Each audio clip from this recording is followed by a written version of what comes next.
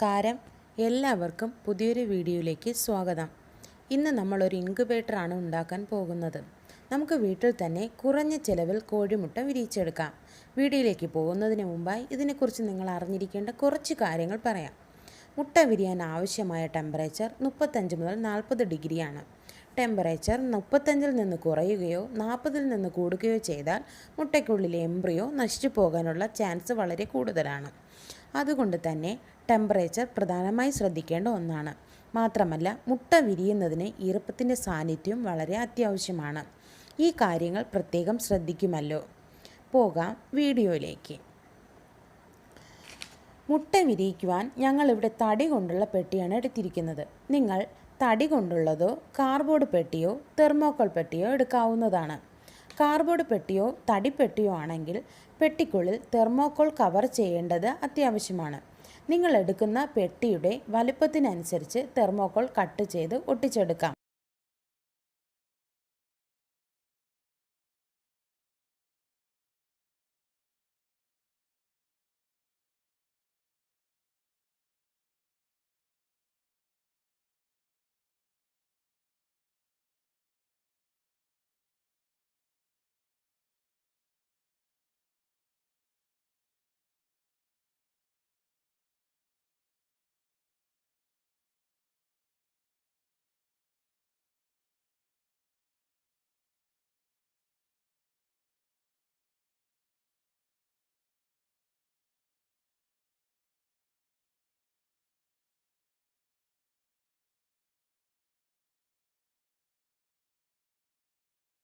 ഇനി നമുക്ക് വേണ്ടത് ഇൻക്യുബേറ്റർ പ്രവർത്തിപ്പിക്കാനുള്ള സർക്യൂട്ടാണ്.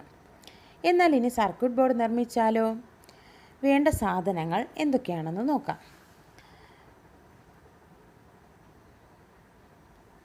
12 volt 1 ampere transformer, AC to DC circuit, temperature control board,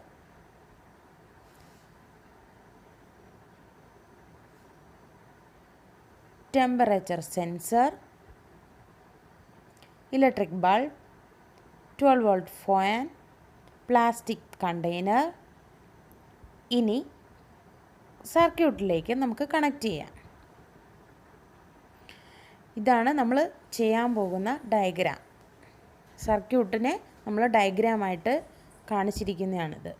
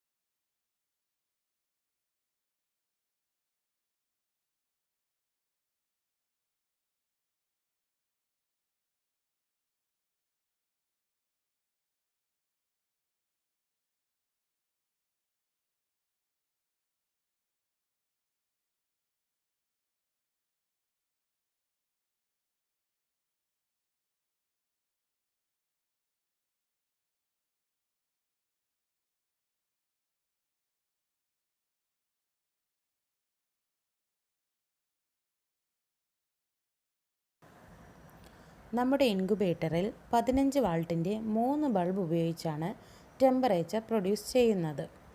temperature ബോക്സിൻ്റെ എല്ലാ ഭാഗത്തും എത്തിക്കുന്നതിന് വേണ്ടി 3 ചെറിയ ഫാനുകൾ ഫിക്സ് ചെയ്തിട്ടുണ്ട്. പെട്ടിക്കുള്ളിൽ ഹാച്ചിങ് ടെമ്പറേച്ചർ നിലനിർത്തുന്നതിന് വേണ്ടിയാണ് കൺട്രോൾ സർക്യൂട്ട് ഉപയോഗിച്ചിരിക്കുന്നത്. ഇതിനകത്തെ ഈർപ്പം നിലനിർത്തുന്നതിന് വേണ്ടി ഒരു കണ്ടെയ്നറിൽ വെള്ളം വയ്ക്കുന്നുണ്ട്.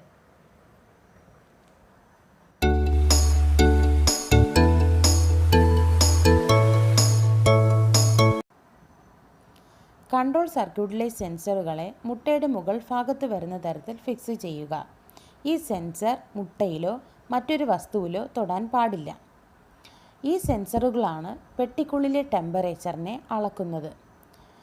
കൺട്രോൾ സർക്യൂട്ടിൽ 37.5 മുതൽ 38.5 ടെമ്പറേച്ചറാണ് സെറ്റ് ചെയ്യേണ്ടത്. ഈ ടെമ്പറേച്ചറിലെത്തുമ്പോൾ സെൻസർ വഴി കൺട്രോൾ സർക്യൂട്ട് ബൾബുകളെ ഓഫ് ചെയ്ത് ഹാച്ചിങ് ടെമ്പറേച്ചർ ലെവൽ നിലനിർത്തുന്നു.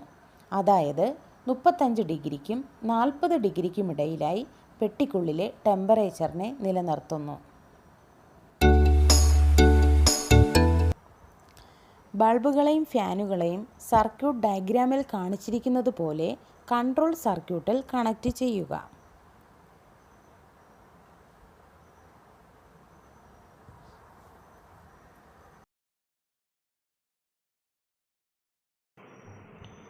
ഫാനുകൾക്ക് DC 12 വോൾട്ടും ബൾബുകൾക്ക് AC 230 വോൾട്ടുമാണ് കണക്റ്റ് ചെയ്യുന്നത്.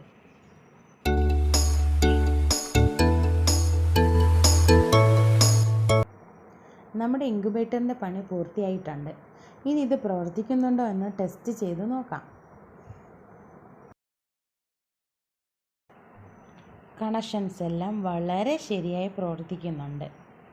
അപ്പോൾ ഇനി മുട്ട വച്ചാലോ? പെട്ടിയുടെ അടിത്തട്ടിലേക്ക് കുറച്ച് മണലോ മരത്തിൻ്റെ പൊടിയോ വിതറി മുട്ട വയ്ക്കാം. ഇത് മുട്ട മറ്റ് വശങ്ങളിലേക്ക് തിരിയാതിരിക്കാനായിട്ട് സഹായിക്കും.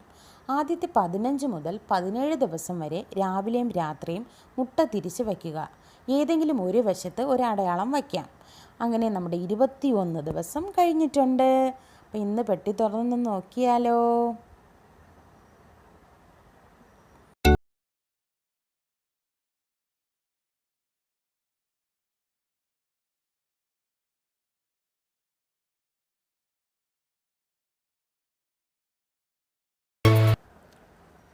ഇവിടെ 6 കോഴിക്കുഞ്ഞുങ്ങൾ പുറത്ത് വന്നിട്ടുണ്ട്. ബാക്കി മുട്ടകളൊക്കെ ഏകദേശം എല്ലാ മുട്ടകളും പൊട്ടിയിട്ടുണ്ട്. നമുക്കിതാ ഇവിടെ നോക്കിയാൽ കാണാൻ പറ്റും. ഇത് കണ്ടോ, ഇതാണ് ആദ്യം വിരിഞ്ഞ കോഴിക്കുഞ്ഞാണെന്ന് തോന്നുന്നു. ഇതാ മുട്ടകളൊക്കെ പൊട്ടിയിരിപ്പുണ്ട്. ഏത് നിമിഷം വേണമെങ്കിലും അവയൊക്കെ പുറത്ത് വരാം. നമുക്ക് അവയ്ക്ക് വേണ്ടിയിട്ട് കാത്തിരിക്കാം.